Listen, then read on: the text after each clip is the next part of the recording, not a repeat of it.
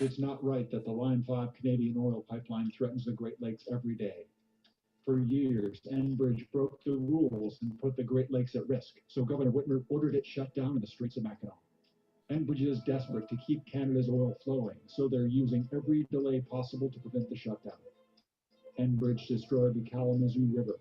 We can't allow an oil spill in the Great Lakes. Tell President Biden to protect America and the Great Lakes from the Line 5 ticking time bomb. This is the People's Water Board Coalition Water Wednesday webcast for May 4th, 2022. Welcome, welcome, welcome. We are back again, beloved community, with yet another installment of the People's Water Board Coalition's Water Wednesdays webcast.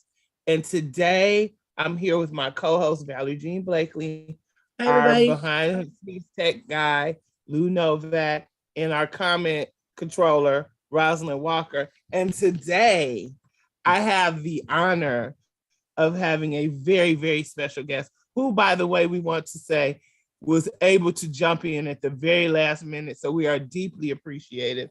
This is Ms. Hadassah GreenSky, and she is an Anishinaabe artist, and she's living in Detroit, and she's a graphic designer and a painter. And she's here today to talk to us about what's going on with Oil and Water Don't Mix.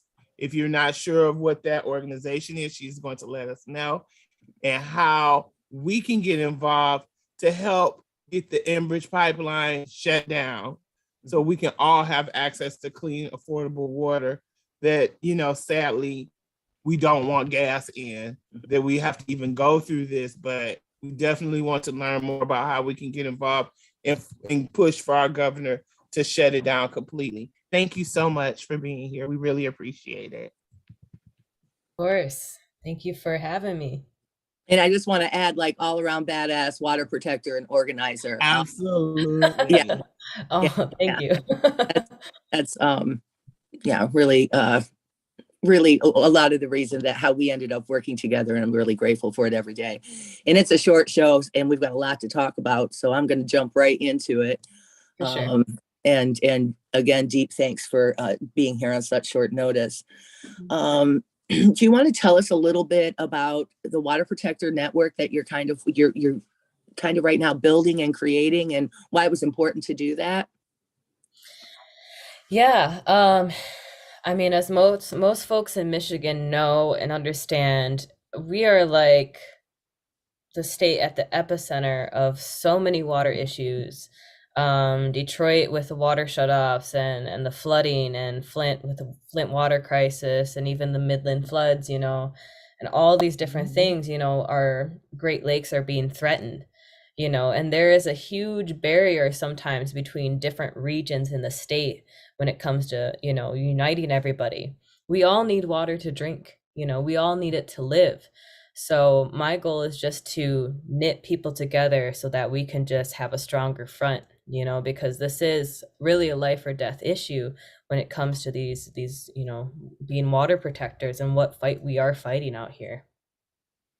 Yeah, it's so important that we're getting together and we're really preparing for the fight for the future. It is. It's the moment that we're at. And so we're going to be getting together like monthly is what you're looking at, right? Like having monthly hybrid. You talked about hybrid get-togethers. You want to tell us a little bit what that looks like? Yeah. Just a thought really quick that came to my head, you know, like again, to that importance of why we're doing this. You know, there was a Anishinaabe elder from Wikwemikong, so very nearby, still within the Great Lakes. It's a little over into Canada, still Anishinaabe territory. She was told a prophecy. And that prophecy said by the year 2030, an ounce of water is going to be more precious than an ounce of gold if we don't do something. Mm-hmm. And so that was really like my main motivation, and just getting people to understand, you know, that idea that water is this living thing that we need to protect, you know. And yeah, so I'm putting together some monthly meetings. Just trying to bring all the organizations in the area, southeastern Michigan, mainly Detroit, in the area together so that we can just be on a more united front, talk about what's happening, get some of the facts down, and see what's in the realm of possibility to bring awareness. you know, and anything that we can do. I think That's it's so really- important. Go ahead. I'm sorry. Oh no, that I was just saying that that was really awesome.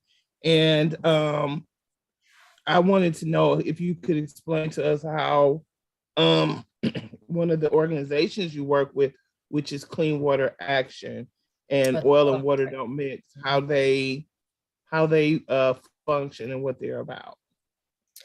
So I work with Oil and Water Don't Mix, and they're just a phenomenal coalition. Their whole goal is to keep oil out of the Great Lakes, and I was brought in October as a Detroit area organizer and also as an Indigenous consultant.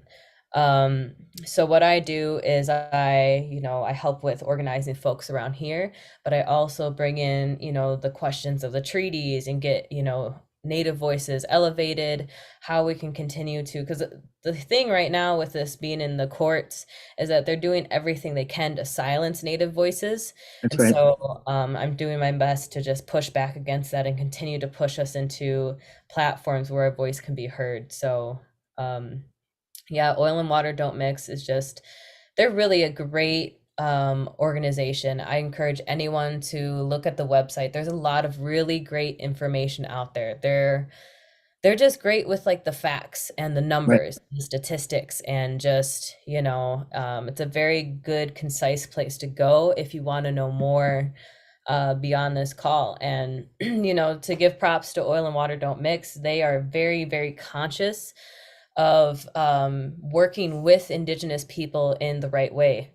So they approach all the Anishinaabe nations here in Michigan and, do whatever they can to work with us and, increase our, just our voices, make our voices heard, and, just really consult with the tribes so that we're not overstepping them as well, because that's what's important.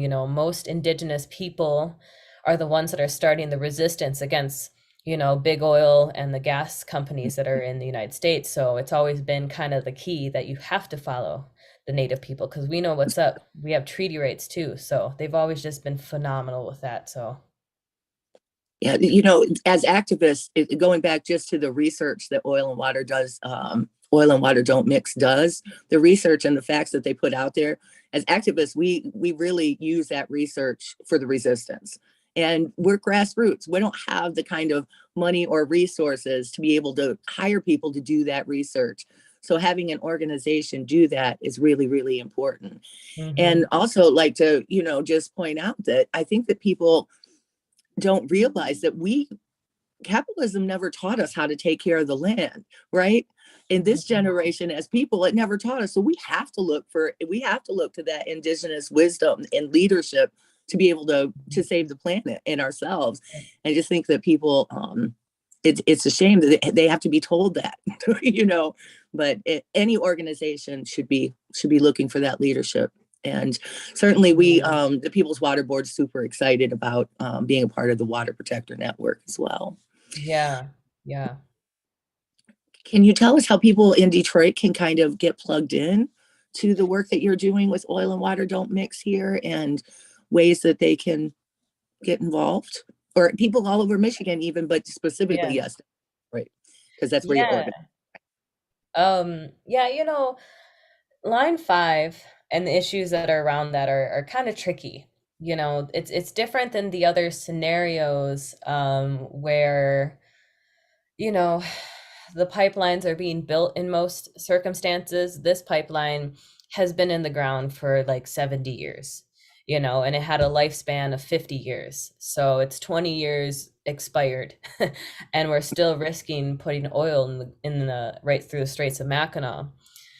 And which, that being said, is one of the most vulnerable spots possible in the Great Lakes, because most people don't realize that the Straits of Mackinac do not flow one direction. They actually flow back and forth between the two lakes. So if there's an oil spill there, it's immediately targeting, the two lakes surrounding it. And then it would, of course, spread down to everywhere else. It would be a complete disaster. And the fact that this is a company, Enbridge is a company that is responsible for the largest inland oil spill in Kalamazoo. So I don't know why in the world we're trusting them, right? We all know this, but it's basically, a scenario that's in the court system right now because it is in the ground. What we're fighting is them basically preserving the pipeline in a enclosed tunnel. So if there is a spill, at least it'll go in the tunnel. Okay, just take it out of the Great Lakes, It's crazy idea. It's really crazy. And so I think that, Detroit, it's a little bit of a proximity issue here. We're not very close to Mackinac and the Straits of Mackinac. However, we are close to access to basically the Great Lakes, which is the Detroit River, and inevitably, this is a thing that is statewide. So just getting folks to understand how that's going to affect us here, and how that will poison our drinking water for generations to come, and just because it's such a strategically tricky situation, again, it's in the court system.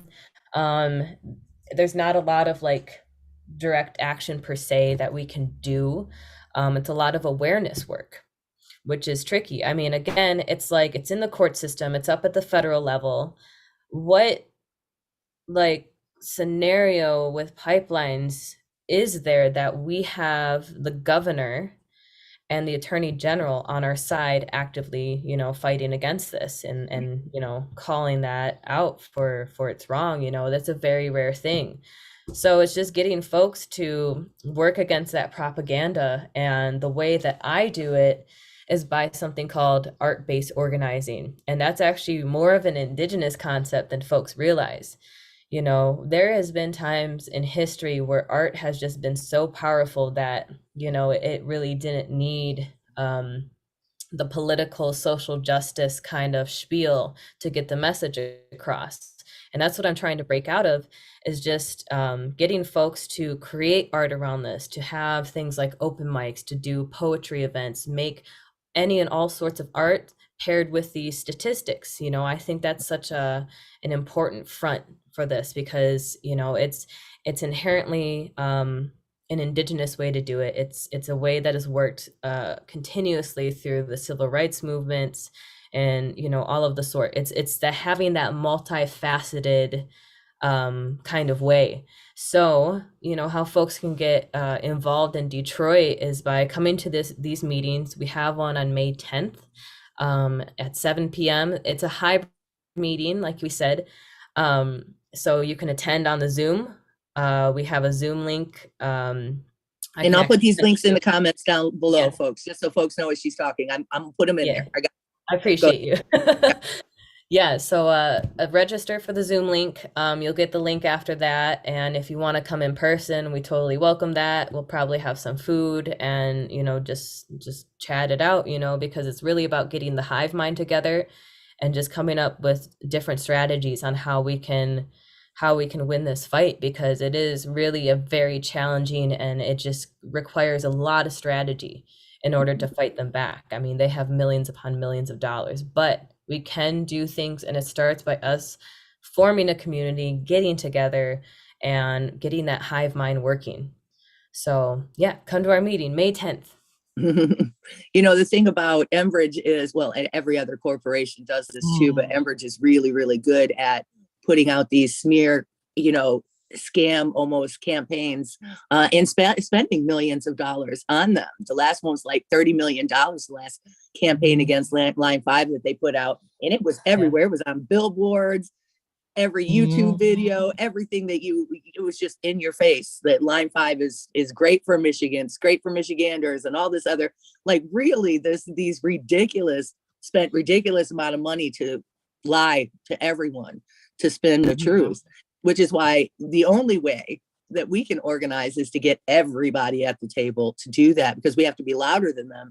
And they've got millions and millions and millions of dollars that make them louder than us. And that's our point, right? We have to get louder than them. We've got to be able to put out our own propaganda and change the narrative, because they'll do anything. And it really is a life or death situation when it comes to Line 5. And I don't think that people realize that it crosses right here at the St. Clair Shore right?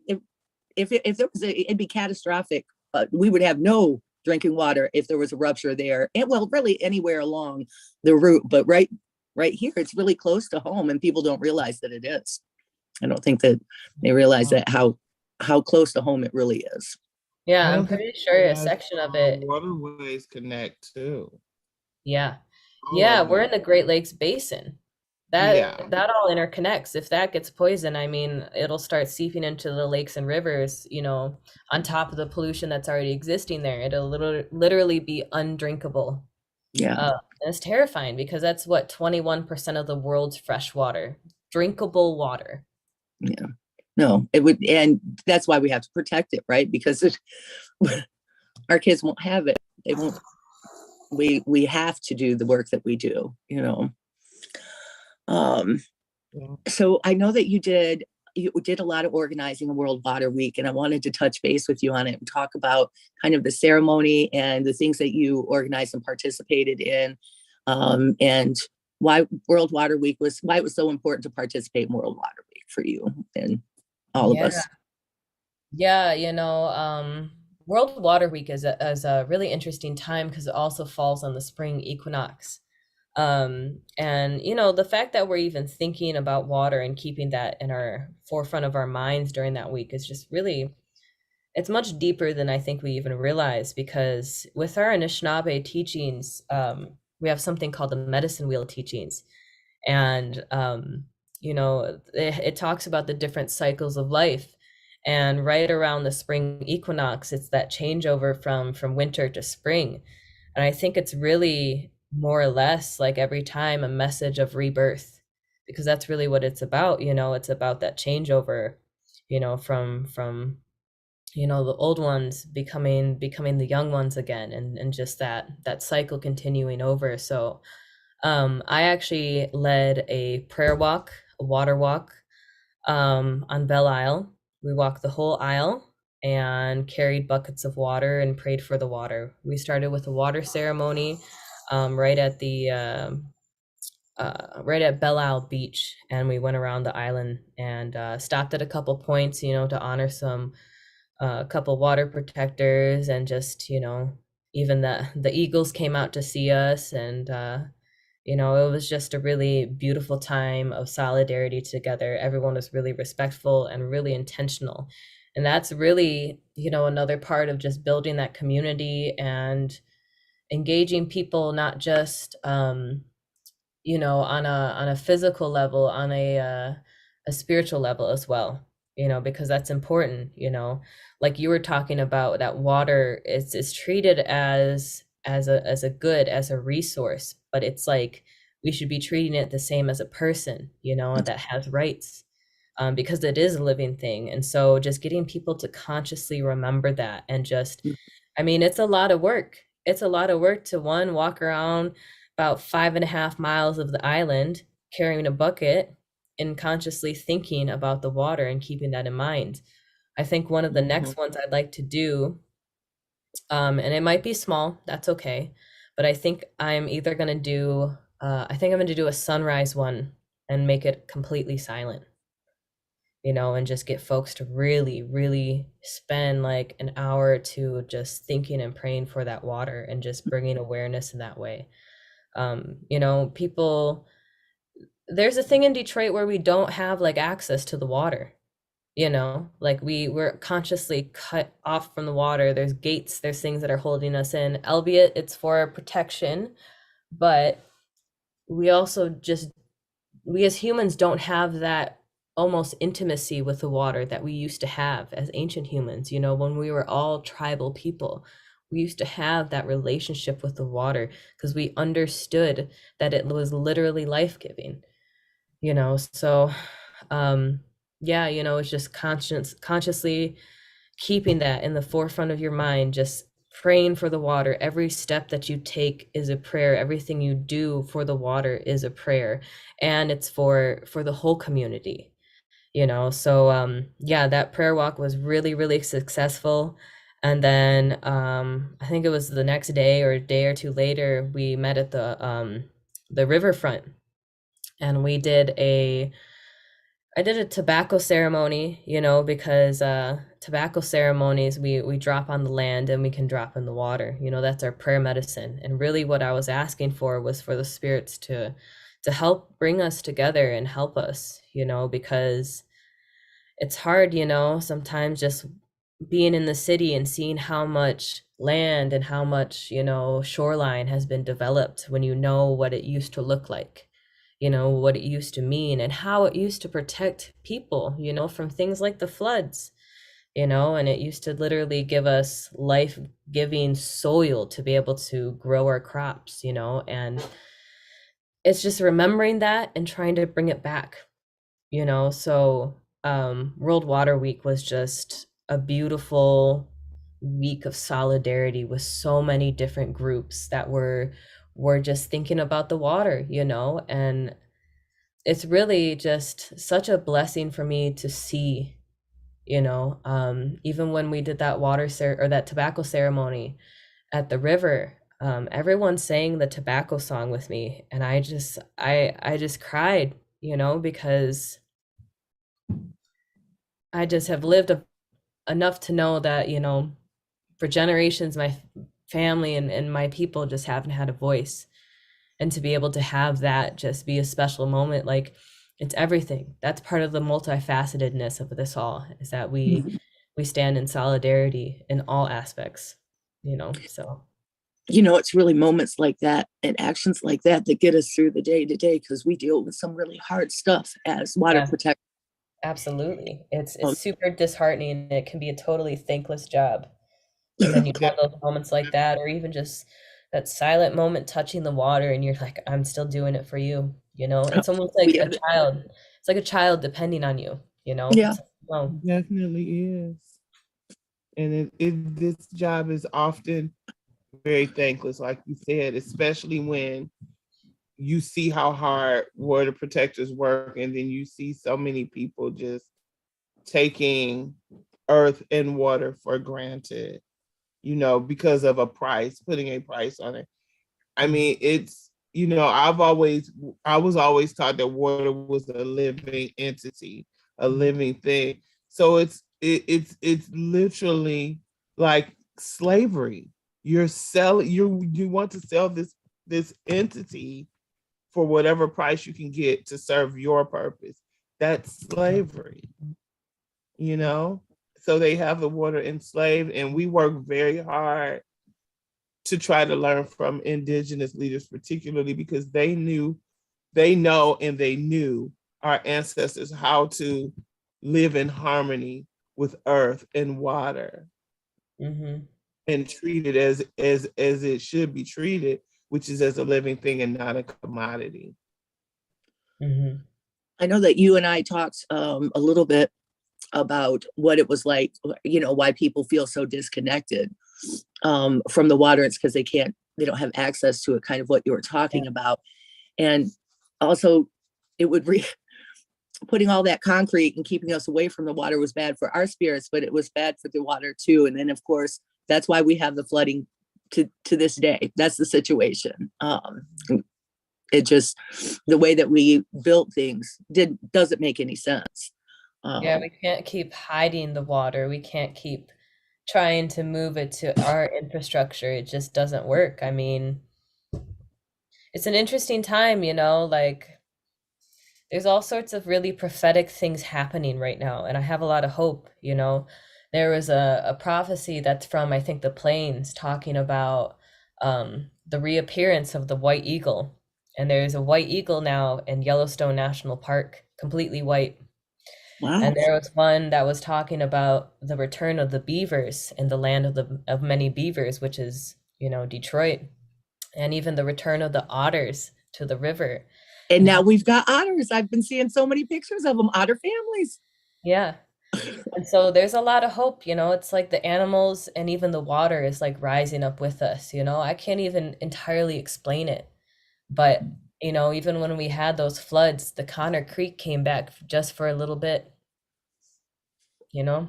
Yeah. These we're in extraordinary times, and the work seems daunting, but it feels good to talk about hope in that way and to hear you say that. There's days where I'm like, oh, hope, I'm not sure about hope today. You know what I mean? Like, Yeah. oh, so to hear you say that really is profound and important for us to hear, everybody. I'm sure I'm not the only one feeling that way. I said something about hope on my Facebook page the other day, and a friend of mine said, what's hope? I forgot what hope looks like. And it hit me like, whoa, like, I don't even know what hope is. That was, it hit me really, really hard. But that's why we do the work that we do, so that we can inspire people to feel hope and to fight for that. If no right? one else can help me feel hopeful or give me hope, then it's the water and the trees themselves that can give me hope, Absolutely. That's all, Yeah. They're still here, so are we. Yeah. And we're in together. Mm-hmm. It's so ironic that you say that, because I was just talking to my daughter, and I think a couple of days ago it had gotten really warm outside. And I was telling her, like, it had rained the day before.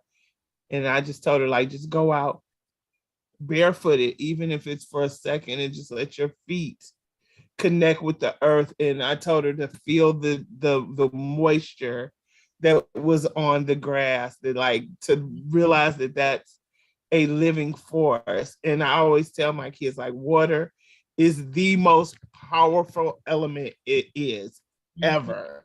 It's the only element you learn in science class that can be in all three forms.